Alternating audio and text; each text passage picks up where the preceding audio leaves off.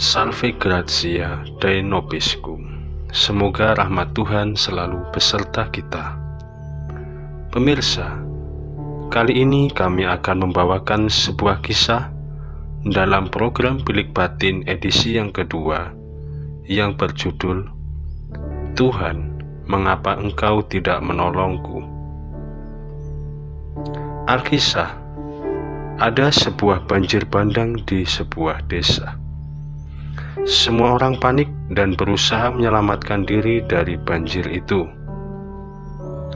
Namun ada seorang lelaki muda saleh tetap diam dan tidak berusaha untuk menyelamatkan diri dari musibah itu.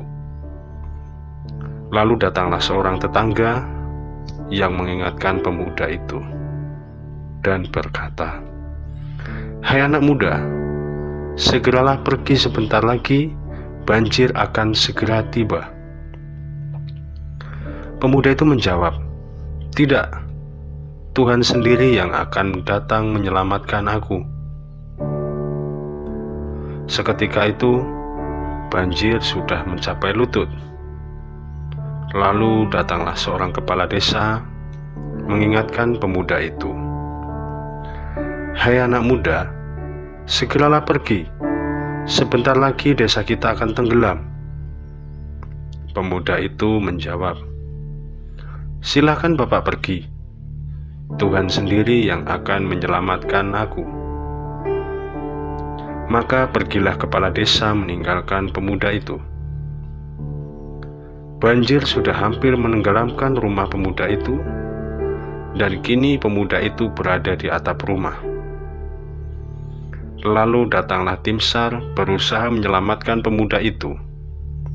Namun lagi-lagi pemuda itu menolak dan berkata, "Bapak pergilah, Tuhan sendiri yang akan menyelamatkan aku." Maka pergilah tim SAR itu meninggalkan pemuda itu. Akhirnya matilah pemuda itu karena tenggelam.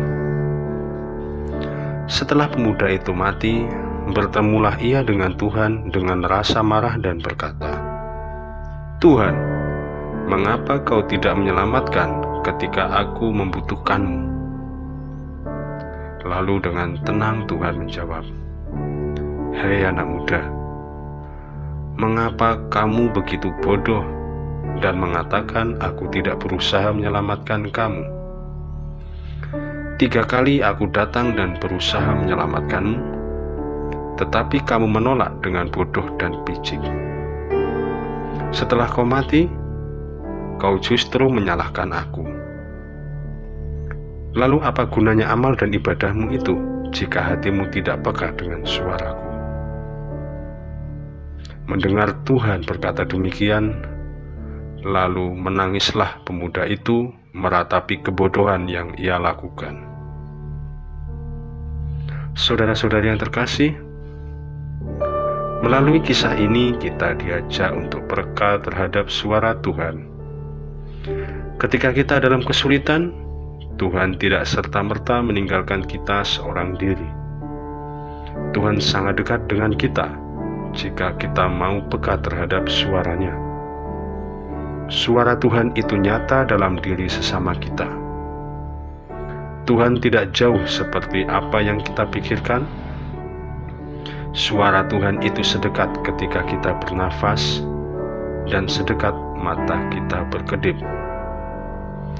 Maka periksalah hati kita. Apakah kita sudah peka terhadap sesama kita?